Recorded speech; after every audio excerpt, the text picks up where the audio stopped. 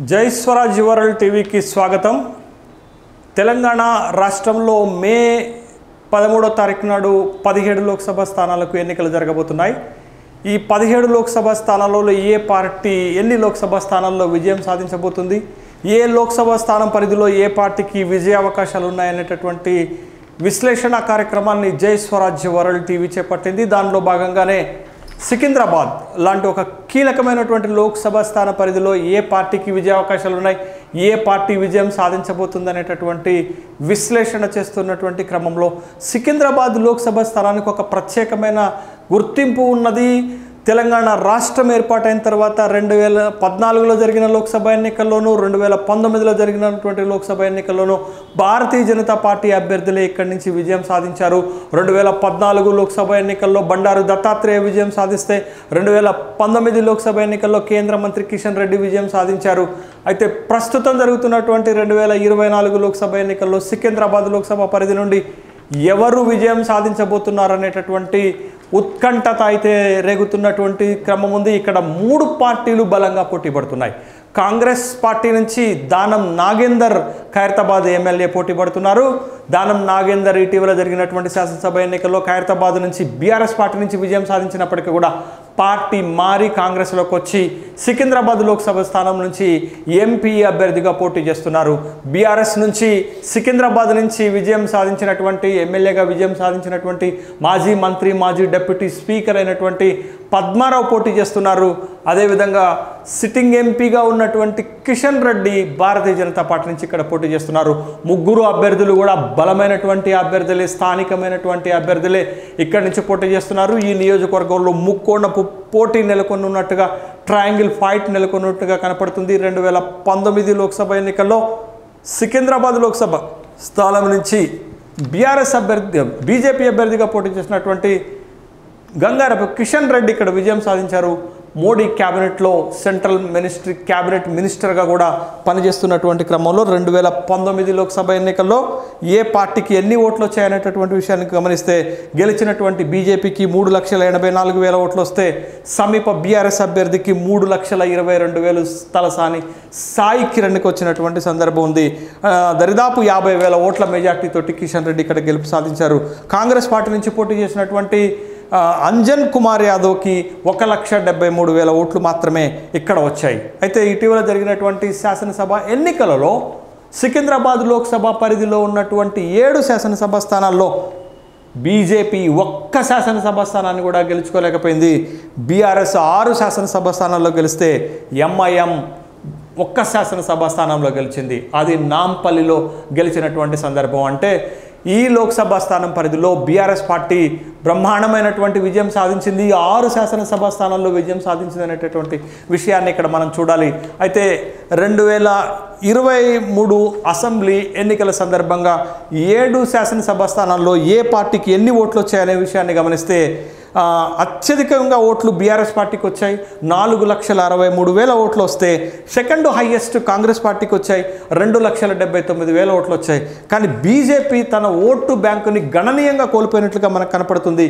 కేవలం 1,98,000 ఓట్లే, అంటే అరౌండ్ 2 లక్షల ఓట్లు వచ్చాయి। అంటే ఇది 2019 లోక్సభ ఎన్నికల కంటే 1,84,000 ఓట్లు తక్కువగా వచ్చాయి। అంటే చాలా పెద్ద ఎత్తున బీజేపీ సికింద్రాబాద్ నియోజకవర్గంలో ఓట్ బ్యాంకుని కోల్పోయినట్లుగా 2023 అసెంబ్లీ ఎన్నికల ఫలితాలు స్పష్టం చేస్తున్నట్టుగా మనకి కనపడుతుంది। అయితే ఈ నియోజకవర్గం ప్రత్యేకత ఏంటి అనంటే తెలంగాణ రాష్ట్రం ఏర్పాటైన తర్వాత జరిగిన 2 లోక్సభ ఎన్నికల్లో కూడా ఇక్కడ భారతీయ జనతా పార్టీ గెలిచింది కాబట్టి ఇది ఒక ప్రత్యేకమైనటువంటి నియోజకవర్గం।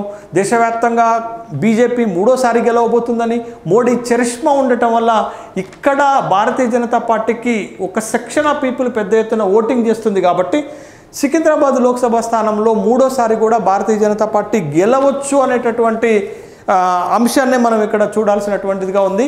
అయితే ఈ నియోజకవర్గంలో గెలుపు ఓటములపైన ప్రభావితం చూపించేటటువంటి అంశాలు బీజేపీకి బలమైన నియోజకవర్గము, బలమైనటువంటి ఓటు బ్యాంకు ఉండటం, బలమైనటువంటి అభ్యర్థి కూడా బీజేపీ తరపున పోటీ చేస్తున్నారు। తర్వాత సికింద్రాబాద్ లోక్సభ పరిధిలో 6 అసెంబ్లీ నియోజకవర్గాలలో బీఆర్ఎస్ అభ్యర్థులు గెలిచి ఉండటం బీఆర్ఎస్ కూడా బలమే ఉంటుందనేటటువంటి విషయాన్ని మనం గమనించాలి।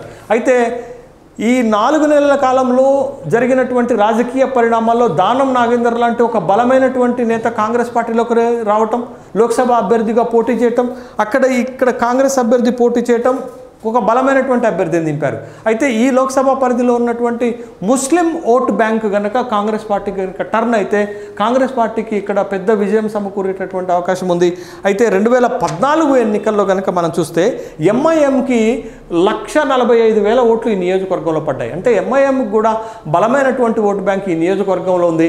అది కాంగ్రెస్ వైపు కనుక మళ్ళితే దానం నాగేందర్ బలంతో కాంగ్రెస్ వైపుకు మళ్ళినటువంటి ముస్లిం ఓటు బ్యాంకు తోటి ఈ నియోజకవర్గంలో కాంగ్రెస్కు కూడా గెలుపు అవకాశాలు ఉండేటటువంటి అవకాశం లేకపోలేదనేటటువంటి విషయం మనం చూస్తున్నాం. తర్వాత పద్మారావు శ్రీనివాస్ యాదవ్, సనత్ నగర్ నుంచి గెలిచిన శ్రీనివాస్ యాదవ్ మాజీ మంత్రి, పద్మారావు సికింద్రాబాద్ నుంచి ఇద్దరు కూడా బీఆర్ఎస్ పార్టీలోనే ఉన్నారు, బీఆర్ఎస్ పార్టీ ఎమ్మెల్యేలుగా ఉన్నారు.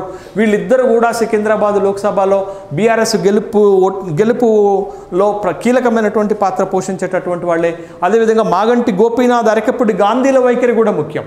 వీళ్ళు ఈ జూబ్లీ హిల్స్ నియోజకవర్గం, షేర్లింగంపల్లి నియోజకవర్గంలో కూడా ఇక్కడ కీలకమైనటువంటి ఓట్లుగా ఈ రెండు చూడాలి. ఈ రెండు నియోజకవర్గాల్లో వీళ్ళు కూడా గెలుపులో కీలకమైన పాత్ర పోషిస్తారు. వీళ్ళిద్దరు కూడా బీఆర్ఎస్ పార్టీలో ఉన్నటువంటి విషయాన్ని మనం చూడాలి. కిషన్ రెడ్డి పైన నియోజకవర్గంలో అసంతృప్తి ఉన్నప్పటికీ కూడా మోడీని చూసి, మోడీ చరిష్మాతోటి కిషన్ రెడ్డి గెలుస్తారు అనేటటువంటి అభిప్రాయం ఇక్కడ వ్యక్తమవుతుంది. అయితే శాసనసభ ఎన్నికల తరువాత సికింద్రాబాద్ లోక్సభ పరిధిలో జరిగిన పరిణామాలు, హైదరాబాద్ మేయర్ గద్వాల విజయలక్ష్మితో పాటు అనేక మంది కార్పొరేటర్లు పార్టీ మారటం, కాంగ్రెస్లోకి వెళ్ళటం వల్ల కాంగ్రెస్ బలం పుంజుకున్నట్లుగా మనకి కనపడుతుంది. మొత్తంగా నియోజకవర్గంలో 3 పార్టీలు బలంగా పోటీ పడుతున్నాయి. ఇక్కడ బీఆర్ఎస్కి ఎమ్మెల్యే బలం ఉంటే, ఇటీవల కాంగ్రెస్ పార్టీ బలం పుంజుకుంటే, సంస్థాగతంగా గత 2 ఎన్నికల్లో కూడా బీజేపీ గెలిచినటువంటి సందర్భం ఉంది. కాబట్టి సికింద్రాబాద్ లోక్సభ స్థానంలో ఎవరిది గెలుపు అనేటటువంటిది ఖచ్చితంగా ఇక్కడ త్రిముఖ పోటీ ఉంటుందని జై స్వరాజ్ వరల్డ్ టీవీ బలంగా నమ్ముతుంది. జై స్వరాజ్ వరల్డ్ టీవీలో కూడా విశ్లేషణలో కూడా అదే స్పష్టమైనటువంటి అంశంగా కనపడుతుంది. ఇక్కడ ఖచ్చితంగా 3 పార్టీల మధ్య త్రిముఖ పోటీ బలంగా జరుగుతుంది. ఎవరు గెలిచినా స్వల్ప ఓట్ల ఆధిక్యతతో గెలిచే అవకాశం ఉంది. కానీ ఎడ్జి మాత్రం ఇక్కడి నుంచి గెలవటానికి భారతీయ జనతా పార్టీకి అనుకూలమైనటువంటి నియోజకవర్గం. భారతీయ జనతా పార్టీ నియోజకవర్గంలో గెలుస్తుంది అనేటటువంటి అభిప్రాయాలు వ్యక్తమవుతున్నాయి. అయితే 3 పార్టీల మధ్య ఖచ్చితంగా ట్రయాంగిల్ ఫైట్ ఉంటుంది.